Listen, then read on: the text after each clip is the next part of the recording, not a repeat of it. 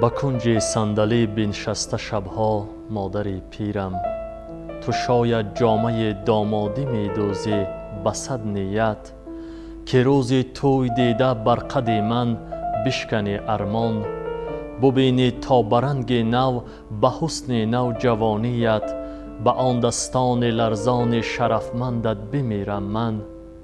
نیابد چشم کم بیند به جستن چشم سوزن را، بلرزد دست پر اعجاز تو در قبضه پیری، ولیکن باز می دوزی تو دسترخوان گلدوزی، که روز معرکه در بین مردم آبرو گیری.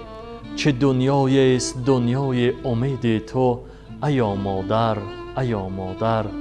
نهان و پردگی بگذشت دوران جوانیت، حیاتت در گسیل و پیشواز زندگی طی شد. بکن با گوشه قرص سفیدت پاک اشکت را، به دنیا آدمی یک بار می آید به پای خود. به آهی تابناکت از کجا عکس صدا جویی ایا مادر، ایا مادر. برون از ده نارفته ندیده روی دنیا را، به گرد خویش گویا چرخ گشته زندگی کردی. به گرد روستا دامان گردون گوی چسبیده، تو را بربست راه نیت و عزم جهانگردی.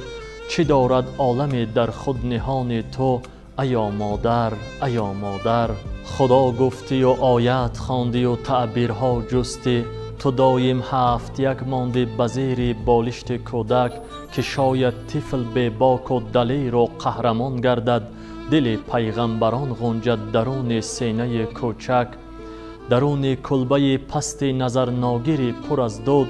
به حکم قرض انسانی جهان را بغنجاندی، شبانگه میژه تهنا کرده پخت کلچه شیری. سحر فرزندهایت را به میدانها گسیلاندی، شرف اندوختی از جانفشانی های فرزندان ایا مادر، ایا مادر.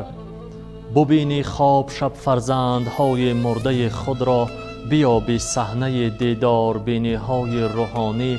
به نزد آستانت دام ماند سایه مرگت، تو را خواند به سوی عالم تاریک و ظلمانی.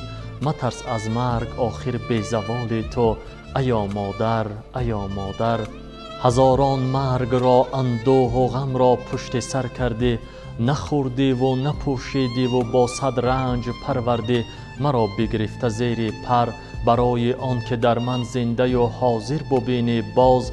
همان صیادهای صید گشته رفتگانت را شد خون جگر مادر.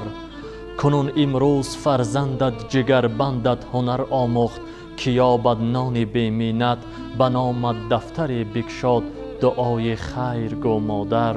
که او با نام تو در راه رهجویی قدم بنهاد، و را تو مغفرت کن راهنمایی کن ایا مادر، ایا مادر. ز لبهای فرو رفته ز آهنگ پر اسرارت، اگر دورم اگر نزدیک خوانم پندی ناگفته. چه سود از آن گلی که زیب یک کاکل شد و افتاد، ثنا بادا به آن گل که برای دهر بشکفته. تو آخر ابتدای ابتداهای ایا مادر، ایا مادر. تو حالا در دم پیری نفسهای غنیمت را، به نقش گل بروی سوزنی ها ثبت می سازی. درخش آخرین چشم خود را در دل شبها برای صبح فردا هدیه می سازی و می نازی. گل و نور و شرافت یادگار است تو ایا مادر، ایا مادر. سرودی حزنانگیز قدیمی را مخوان مادر، دلت را با سرود اولین من دم افروز.